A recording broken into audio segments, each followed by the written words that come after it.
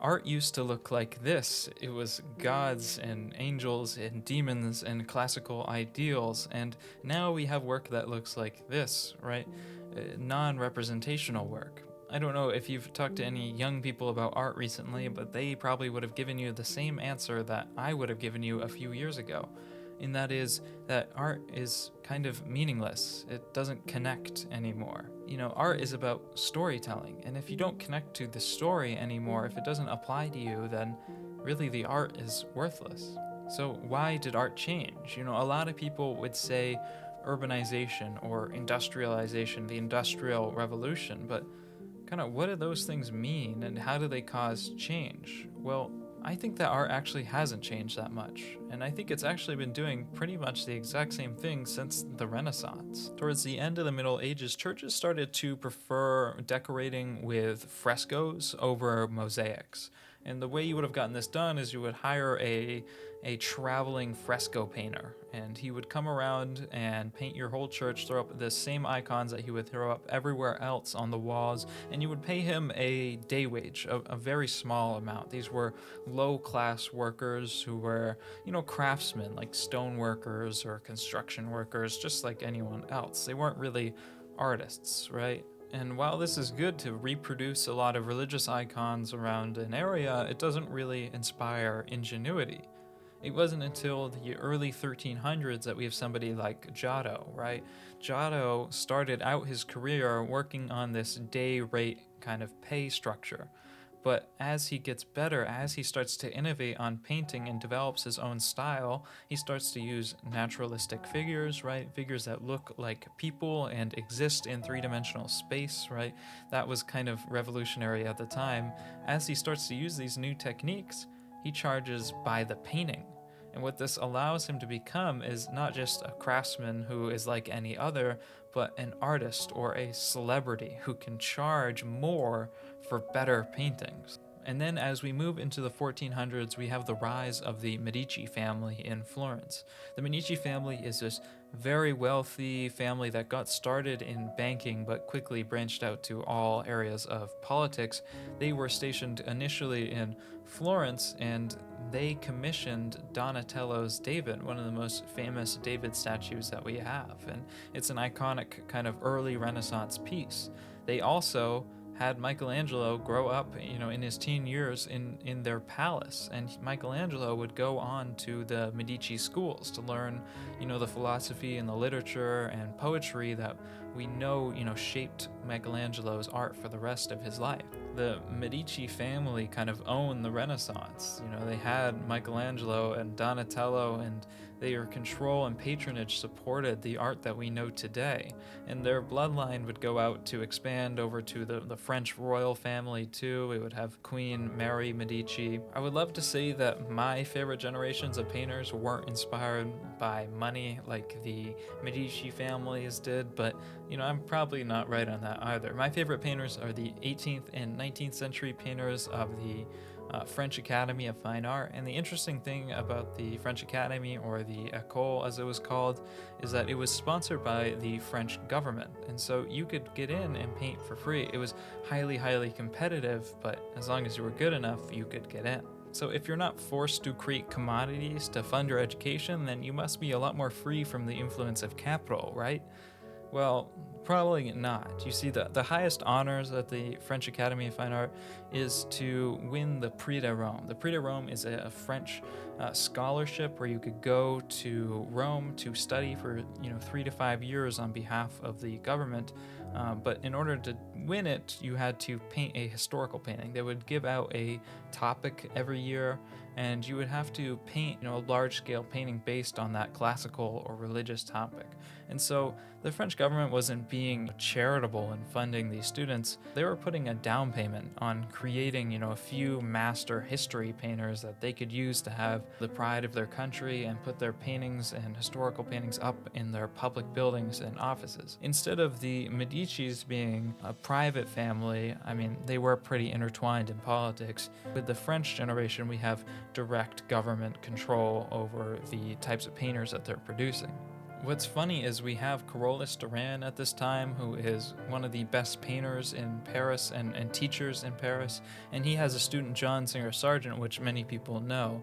And these two are probably the birthplace of modern painting technique, direct painting technique. What's interesting is that they're working on a commission together about the triumph of Maria de Medici at this time. So we're still, 400 years later, are making paintings about the Medici family. Then, with the urbanization and the industrialization of the turn of the 20th century, we do see cultural change, which drives changes in the type of art that people are consuming. And one of these is the invention of the camera, which drastically changes the demand for portrait painting, of course. The other is modern printing techniques, which allow people to print really nice images and in full color. During this time, people moved away from academic work because it was highly prohibitive. You had to be either the most skilled painter around, or you had to understand the classical stories or religious themes in order to, enjoy these paintings fully. You'd also have to go to, a big city to see these paintings. There's no internet, right? And so many people wouldn't really be able to even go and see this art. And that's why prints become a huge new source of revenue for artists. Instead of portrait paintings of the wealthy, we have, fine art magazines and drama illustration. We also get out of this movement the most famous American illustrators of all time. This is called the golden age of American illustration. We have people like Norman Rockwell, we have J.C. Leyendecker, we have Dean Cornwell. These are some of my favorite artists of all time. This leads us to the later comic book illustrators like Mobius or Jack Kirby, right, who change illustration and comicking forever. And I actually do think that this is a very unique period in art.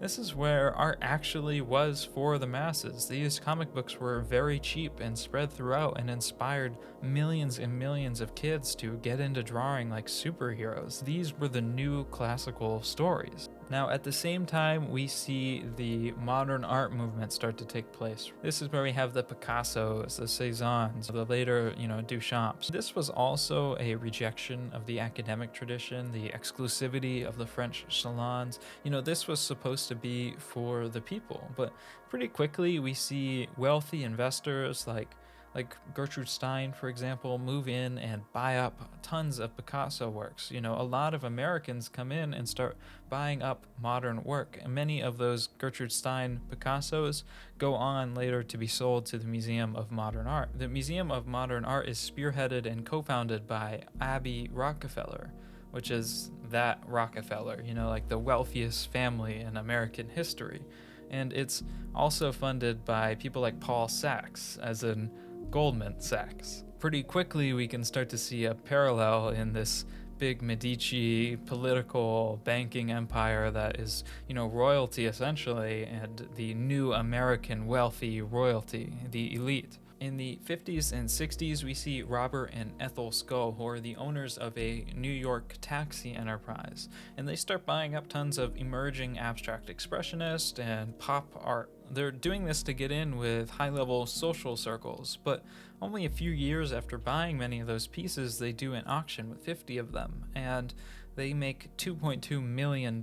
Many of these paintings they had bought for between $500 and $10,000. So the returns that they got on this art was better than any New York stock market play. Art became an investment vehicle that was tax incentivized for the American elite. Today, that consolidation of art is only growing. The majority of art sales are in only America, and the small number of galleries own many of the solo shows. We have specific collectors, like I found this guy named Jose Mugrabi. He owns 800 Andy Warhol paintings, and anytime a Andy Warhol painting goes to auction, he makes sure to overbid on it or set the starting bid incredibly high. That way he can maintain the value of his collection. It's not about the art, he just knows that if a bad sale happens of an Andy Warhol painting, then all of his paintings are going to tank in value. He has close to $1 billion in Warhol paintings. For a lot of art history, we can tie directly art to money and power. And while who has that power, who has the money, does change forms, I'm not sure that it's all that different. It's still a small concentration of the elite who own, the largest culture generators in the world. To me, I'm an artist, and what I care about is the art, the techniques, the process, the story that you're trying to tell. But I'm not sure that that is the purpose anymore. I'm not sure that it's ever been the purpose if you look back at history. I'm just not sure. If you like this video, make sure to subscribe. I have a Discord channel in the link below. You can learn about art. I also teach one-on-one lessons if you want to learn to become a better artist. And if you like conversations like this about art, comment below with what your thoughts are on this topic.